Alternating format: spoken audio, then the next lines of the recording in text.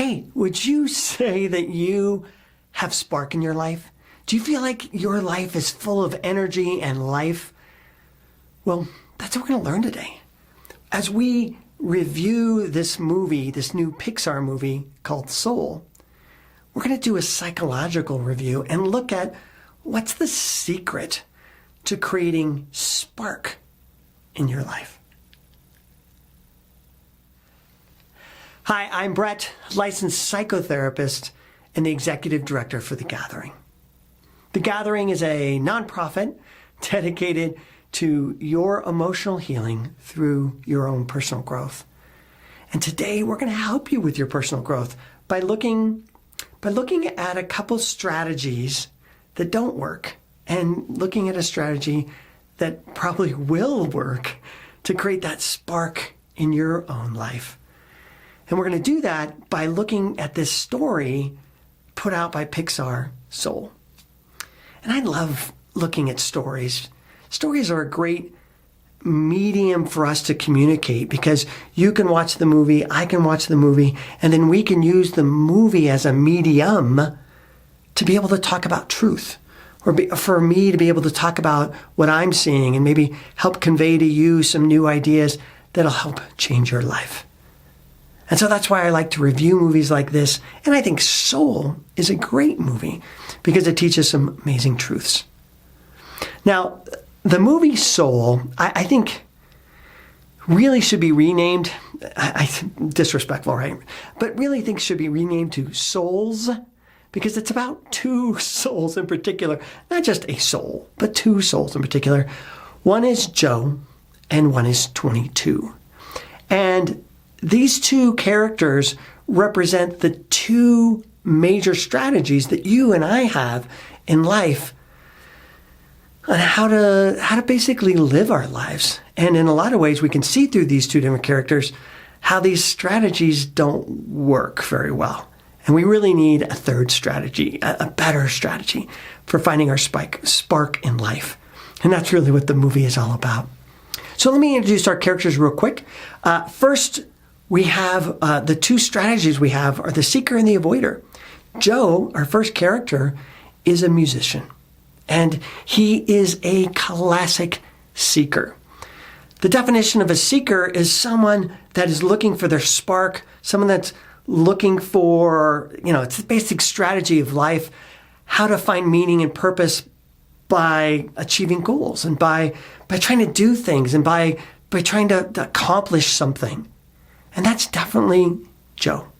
We can look in this first scene and we can see how his mind thinks as a seeker. The Williams Quartet, and we're kicking off our tour with the show at the Half Note tonight. Dorothea Williams, are you kidding me? Are you kidding me? Congratulations, man. Wow. I would die a happy man if I could perform with Dorothea Williams. Oh, well, this could be your lucky day. So could you hear it? Hey, if I could just perform with Ms. Williams, I would die a happy man. That is a quote from a seeker. That is someone that believes that a thing or experience or a situation will bring him the happiness that will fulfill his life. And then he could die because his life will be fulfilled. But that's not true. But anyway, that's the thinker's strategy. Well, kind of sad, right after that moment and right after he actually gets the gig to perform, this is the gig that's going to fulfill his life, he dies. He gets this close to his goal and then he dies. You're never gonna believe what just happened. I did it. I got the gig. Yes. I know. Dorothea Williams. Can you believe it? Hey, pal, you're gonna get hurt. Just don't tell my mom about this, okay? Forget class. I'm in a different class. I'm in the Dorothea Williams class, buddy. You know what I'm saying? Whoa, sorry.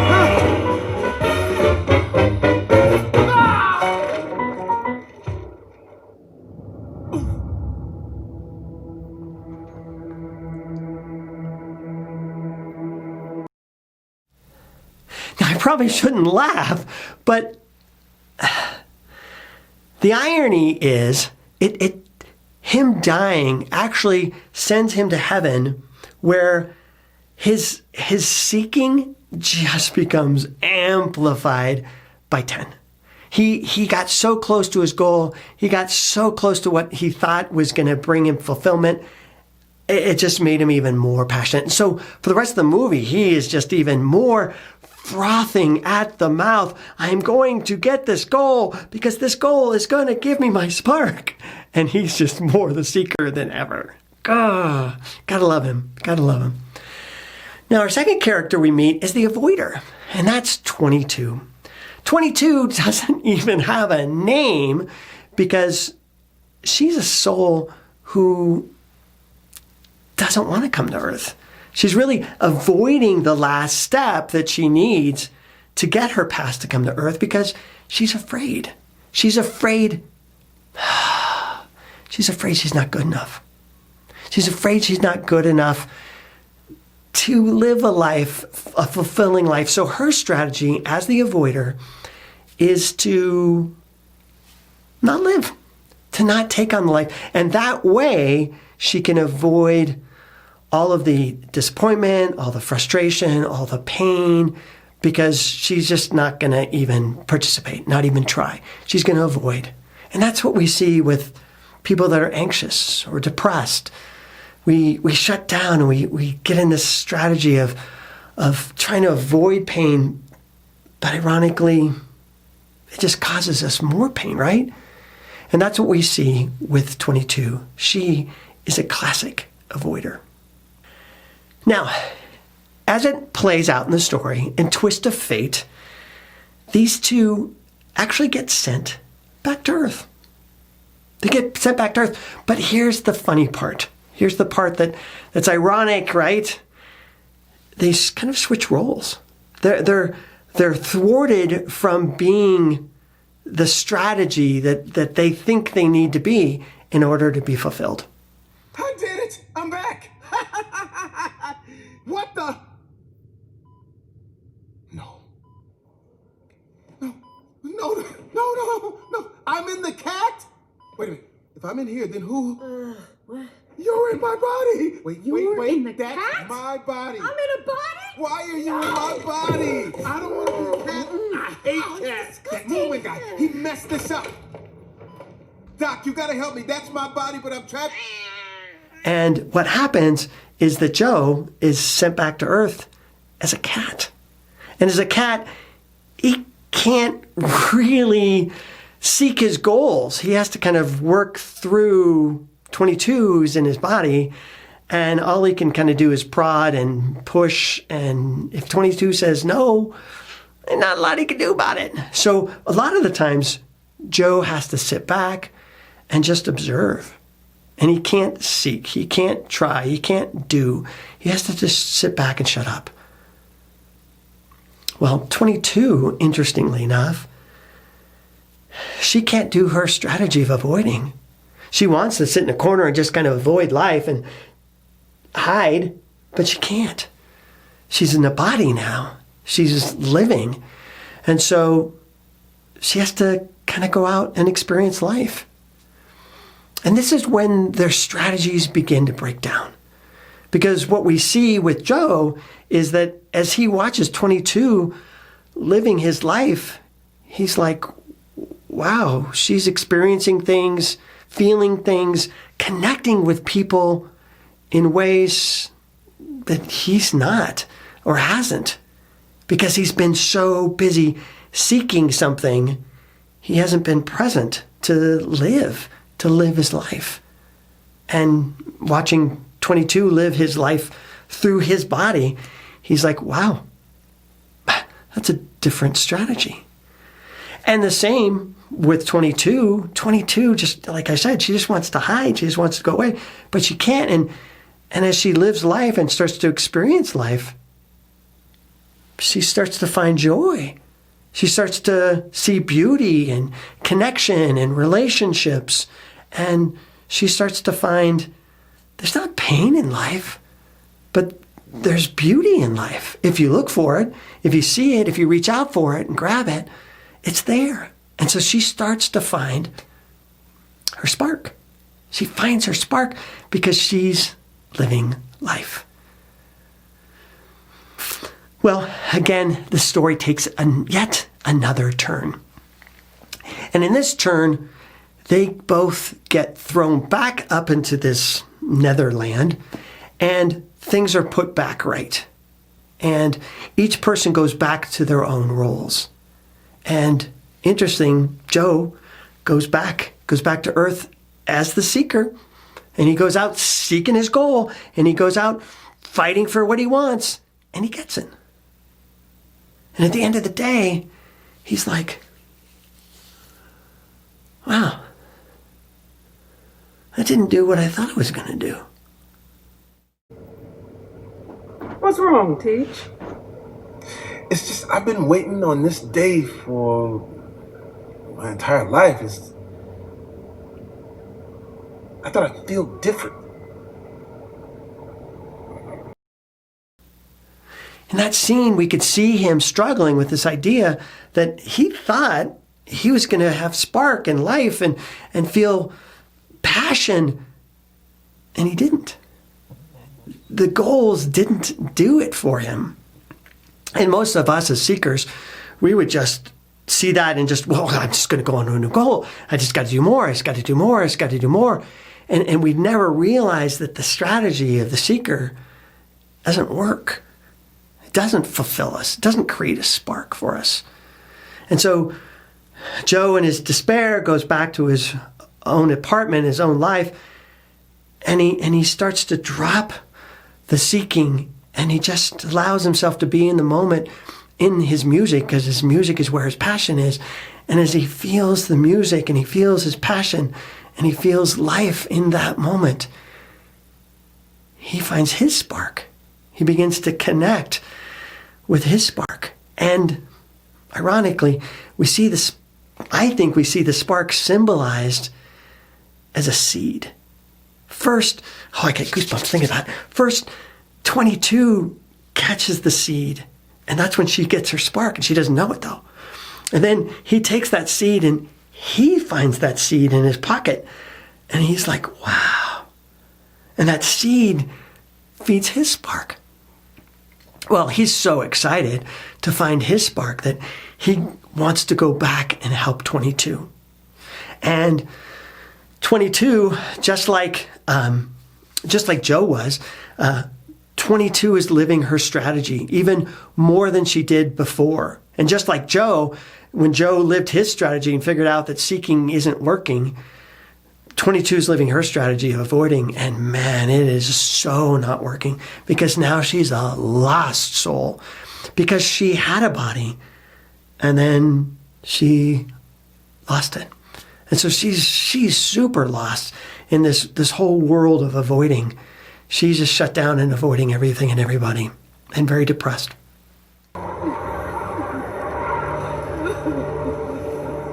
good enough. Nope, nothing. I just need to fill out that last box. You're dishonest. All you make are bad decisions. You are unwise, and you won't make it. Selfish. No one would ever want to be around you. All you make are bad decisions. You are the least remarkable soul I've ever met. Find your spark. And besides, just criticizing you about the pain. I'm just need to fill out that last box. Not good enough. You will never find your spark. There's no point. Those aren't purposes, you idiots. It's just regular old living. This is a waste of time. You only got that badge because you were in my body. That's why you ruined everything. Because you have no purpose.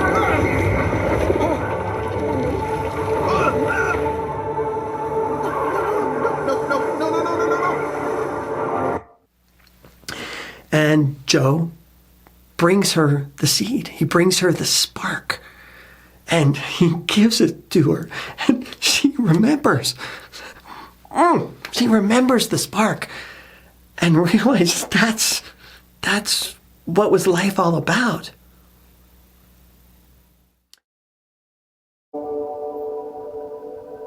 You ready? Huh? To come live. I'm scared, Joe. I'm not good enough. Anyway, I never got my spark. Yes, you did.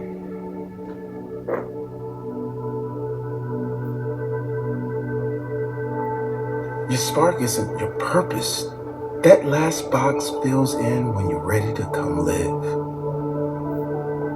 And the thing is, you're pretty great at jazzing.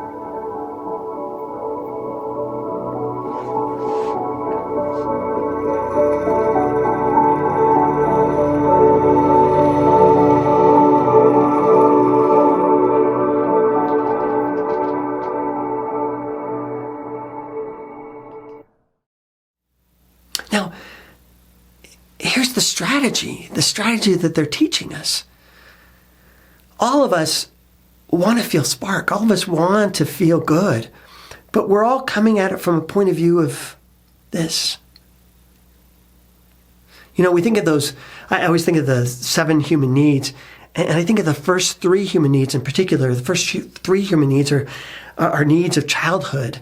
And they're about getting things. They're about getting safety, getting our desires, and getting a connection.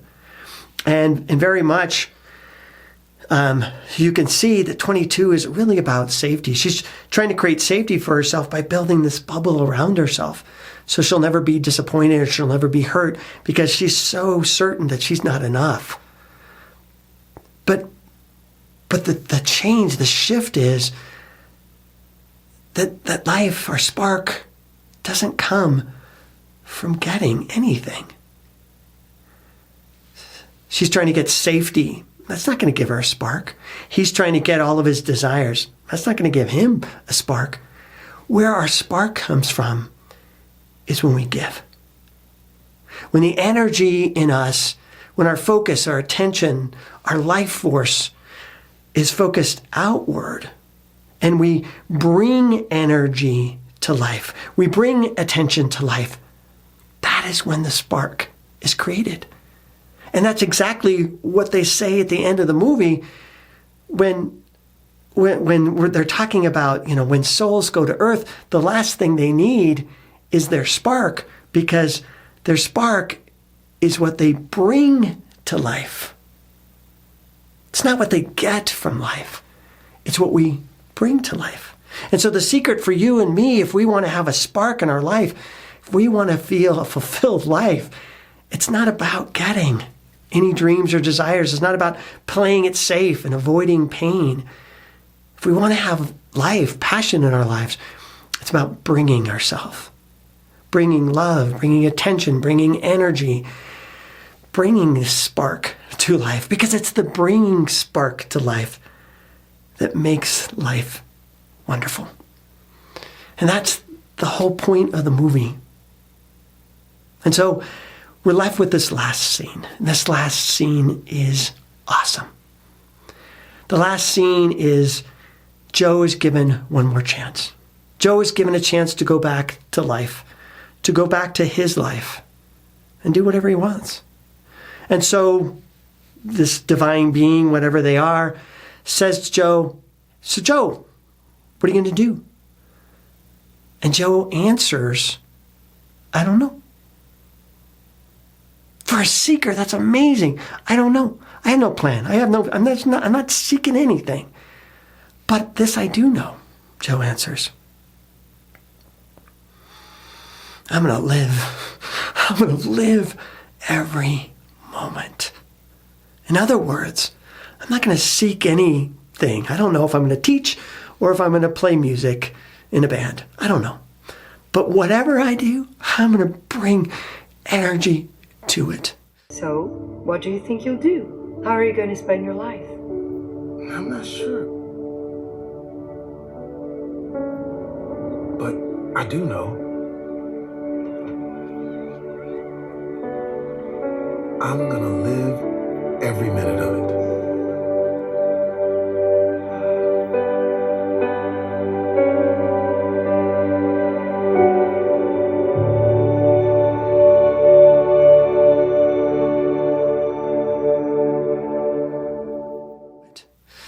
And that's my hope and prayer with you, is that you bring energy to your life, because that is where your spark will be. That is where your spark is found.